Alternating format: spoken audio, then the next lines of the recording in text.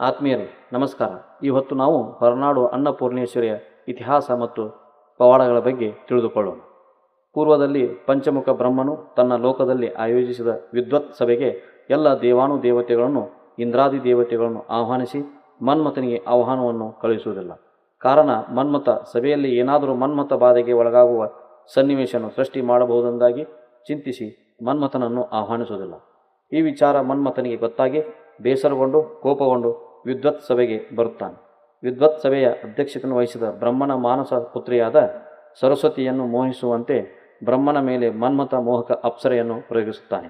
ಅದರಿಂದಾಗಿ ಬ್ರಹ್ಮದೇವರು ಸರಸ್ವತಿಯ ಜೊತೆಗೆ ರಾಸಲೀಲೆಗೆ ತೊಡಗಿರುವಂತೆ ಸನ್ನಿವೇಶ ನಿರ್ಮಾಣವಾದಾಗ ಶಿವನ ಪ್ರವೇಶವಾಗುತ್ತದೆ. ಬ್ರಹ್ಮ ತಾನು ಸೃಷ್ಟಿದ ಮಗಳ ಜೊತೆಯೇ ರಾಸಲೀಲೆ ಕಂಡು ಕೋಪಗೊಂಡು ಅವರಿಬ್ಬರನ್ನು ಬೇರ್ಪಡಿಸುವ ಉದ್ದೇಶದಿಂದ ತನ್ನ ಕೈಯಲ್ಲಿದ್ದ ಖಡ್ಗವನ್ನು ಬೀಸಿದಾಗ ಇಬ್ಬರು ಬೇರ್ಪಟ್ಟು ಬ್ರಹ್ಮದೇವರ 5 ಮುಖಗಳಲ್ಲಿ ಒಂದು ಮುಖಕ್ಕೆ ಖಡ್ಗ ಸ್ಪರ್ಶವಾಗಿ ಬ್ರಹ್ಮನ ಒಂದು ಮುಖ ಕಳಚುತ್ತದೆ.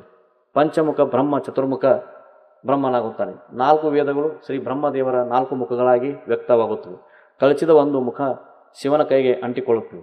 ಆ ಬ್ರಹ್ಮ ಕಪಾಲ ಹಸಿವಿನಿಂದ ಹಸಿವು ಎಂದು ಆಹಾಕಾರವನ್ನು ಮಾಡುತ್ತದೆ. ಶಿವ ದಿಕ್ಕು ತೋಚದೆ 3 ಲೋಕವನ್ನು ಸುತ್ತಿ ಬಂದರೂ ಅದರ ಆಹಾಕಾರವನ್ನು ನಿಲ್ಲಿಸಲು ಶಿವನಿಂದ ಸಾಧ್ಯವಾಗುವುದಿಲ್ಲ ಮತ್ತು ತನ್ನ ಕೈಯಿಂದ ಬೇರ್ಪಡಿಸಲು ಕೂಡ ಸಾಧ್ಯವಾಗುವುದಿಲ್ಲ. ಶಿವನ ಈ ದುರ್ವ್ಯವಸ್ಥೆಯನ್ನು ಕಂಡ ದೇವತೆಗಳು ಬ್ರಹ್ಮದೇವರ ಮಾರ್ಗದರ್ಶನದಂತೆ ಪರಿಹಾರಕ್ಕಾಗಿ ಶ್ರೀ ವಿಷ್ಣುವನ್ನು ಪ್ರಾರ್ಥಿಸುತ್ತಾರೆ. ಶ್ರೀ ವಿಷ್ಣುದೇವ ಪ್ರತ್ಯಕ್ಷನಾಗಿ ಶಿವನಿಗೆ ಒದಗಿ ಬಂದ ಈ ದುಸ್ಥಿತಿಗೆ ಪಾರ್ವತಿ ದೇವಿಯಿಂದ ಮಾತ್ರ ಪರಿಹಾರವೆಂದು ತಿಳಿಸಿ ಅವಳ ಮೊರೆ ಹೋಗಲು ಸೂಚಿಸುತ್ತಾನೆ. ಅದರಂತೆ ಶ್ರೀ ಪಾರ್ವತಿ ದೇವಿಯನ್ನು ಸ್ತುತಿಸಲಾಗಿ ಶ್ರೀಮಾತೆಯು ಪ್ರತ್ಯಕ್ಷಳಾಗಿ ವಿಚಾರವನ್ನು ತಿಳಿದು ಶ್ರೀ ಅನ್ನಪೂರ್ಣೇಶ್ವರಿಯ ಅವತಾರವನ್ನು ಎತ್ತಿ ಬ್ರಹ್ಮ ಕಪಾಲಕ್ಕೆ ಆಹಾರವನ್ನು ನೀಡುತ್ತಾಳೆ. ಹಸಿವಿನಿಂದ ಮುಕ್ತವಾಗಿ ಕೈಗೆ ಅಂಟಿದ ಕಪಾಲಕ್ಕೆ ಮೋಕ್ಷ ಪ್ರಾಪ್ತವಾಗುವಂತೆ ಹರಿಸುತ್ತಾಳೆ. ಆಗ ಅವನ ಶಿವನ ಕೈಗೆ ಅಂಟಿಕೊಂಡಿದ್ದ ಬ್ರಹ್ಮ ಕಪಾಲದ ಹಸಿವು ನೀಗಿ ಕಳಚಿಕೊಂಡು ಭೂಮಿಯಲ್ಲಿ ಬದರಿಕಾಶ್ರಮದಲ್ಲಿ ತಪೋನಿರತರಾದ ಮಹರ್ಷಿಗಳ ಮುಂದೆ ಬೀಳುತ್ತದೆ. ಆ ಮಹಾ ತಪಸ್ವಿಗಳು ಆ ಕಪಾಲಕ್ಕೆ ತಮಗಿರುವ ತಪಸ್ಸಕ್ತಿಯಿಂದ ಮೋಕ್ಷ ಪ್ರಾಪ್ತಿಯಾಗುವಂತೆ ಅನುಗ್ರಹಿಸುತ್ತಾರೆ. ಹೀಗೆ ಶ್ರೀ ಅನ್ನಪೂರ್ಣೇಶ್ವರಿಯು ಜನ್ಮ ವೃತ್ತಾಂತದ ಕಥೆಯನ್ನು ಯಕ್ಷಗಾನ ಪ್ರಸಂಗದಲ್ಲಿ ಹೇಳುವುದಿದೆ. ರುದ್ರ ಮಾಯಾಮಳೆಯ ಉತ್ತರಾಖಂಡದಲ್ಲಿ ಭವಾನೀಶ್ವರ ಸಂವಾದದಲ್ಲಿ ಅನ್ನಪೂರ್ಣೆಯ ಕುರಿತು ಸಹಸ್ರಾಮ ಇರುವುದಾಗಿ ತಿಳಿಯುತ್ತದೆ. ಅಂತೆಯೇ ಶ್ರೀ ಬ್ರಹ್ಮೋತ್ತರ ಖಂಡದ ಆಗಮ ಪ್ರಖ್ಯಾತಿಯ ಶಿವರಹಸ್ಯ ಎಂಬಲ್ಲಿ ಅನ್ನಪೂರ್ಣಾಷ್ಟೋತ್ತರ ಶತನಾಮ ಸ್ತೋತ್ರ ಸಿಗುತ್ತದೆ. ಇವು ಅನ್ನಪೂರ್ಣೆಯ ಕುರಿತು ತಿಳಿಯಲು ಸಹಾಯಕವಾಗುತ್ತದೆ. ಬೆಂಗಳೂರು ಸಮೀಪದ ಲೇಪಾಕ್ಷಿಯಲ್ಲಿ ಶಿವನ ಭಿಕ್ಷಾಟನೆ ಕುರಿತು ಶಿಲ್ಪ ಹೊಂದಿದೆ. ಈ ಶಿಲ್ಪವನ್ನು ಆಧರಿಸಿ ಅನ್ನಪೂರ್ಣೆಯ ಅಸ್ತಿತ್ವದ ಕುರಿತು ಅಲ್ಲಿ ಕಥೆಯೊಂದು ಜನಜನಿತದಲ್ಲಿದೆ. ದಕ್ಷ ಪ್ರಜಾಪತಿಯವರು ಒಂದು ದಿನ ಯಾಗ ಮಾಡುತ್ತಾರೆ. ಸತಿ ಅಮ್ಮನವರು ಆಹ್ವಾನವಿಲ್ಲದ ಅಲ್ಲಿಗೆ ಹೋಗುತ್ತಾರೆ. ಅವರಿಗೆ ಅವಮಾನ ಆಗುತ್ತದೆ. ಯಜ್ಞದಲ್ಲಿ ತಮ್ಮನ್ನು ಅರ್ಪಿಸಿಕೊಳ್ಳುತ್ತಾರೆ.